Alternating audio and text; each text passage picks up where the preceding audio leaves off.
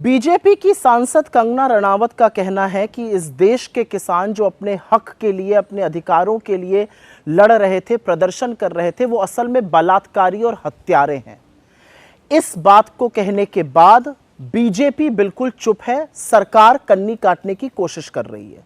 लेकिन आज बीजेपी को और सरकार को यह साफ करना पड़ेगा कि क्या यह कंगना रनावत की राय है या यही सरकार का मत भी है। सरकार बच के निकल नहीं सकती है, नरेंद्र मोदी चुप नहीं रह सकते हैं। क्या आपको भी लगता है कि इस देश के अन्नदाता, इस देश के किसान हत्यारे और बलात्कारी हैं?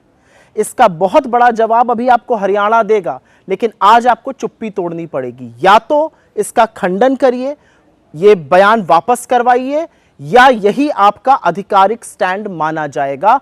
अदरवाइज कंगना रनावत को कान पकड़ के माफी मांगनी चाहिए। दूसरी एक बड़ी बात उन्होंने कही कि ये जो प्रदर्शन हो रहा था, इसमें विदेशी शक्तियां सम्मिलित थीं। अमेरिका और चीन ये प्रदर्शन करा रहा था। हर कोई जानना चाहता है कि क्या देश इतना कमजोर हो गया है कि बाहरी शक्तियां हमारे देश में अस्थिरता फैला रही हैं? क्या नरेंद्र मोदी की नाक के नीचे देश इतना कमजोर होता जा रहा है कि बाहरी शक्तियां आके यहां पर बवाल मचा रही हैं? और अगर ऐसा है तो यह बड़ा गंभीर मामला है।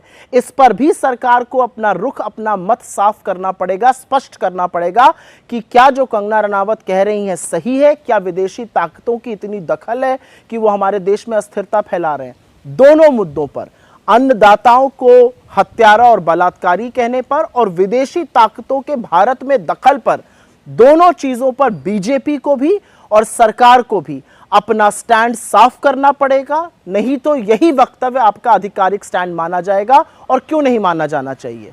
या तो कंगना रनावत जी से कान पकड़ के माफी मंगवाइए, उन्होंने गलत बयान दिया है, उन अन्नदाताओं के खिलाफ बोला है जो इस देश में हमेशा से मान्य और सम्मानित रहे हैं।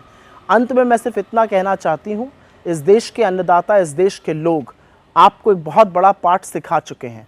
अब हरियाणा, महाराष्ट्र, जम्मू कश्मीर, झारखंड, हर जगह और सिखाएं।